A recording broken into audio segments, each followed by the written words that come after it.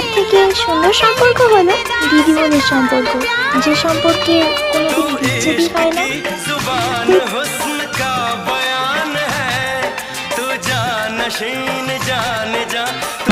কেমন টিকটকার তুমি? আমার মতো ছোট ইউজারের ভিডিও দেখলে মারো উপরের দিকে টান। তোমার যদি কলেজা থেকে থাকে তাহলে আমার এই ভিডিওতে 3টা কপি লিখ।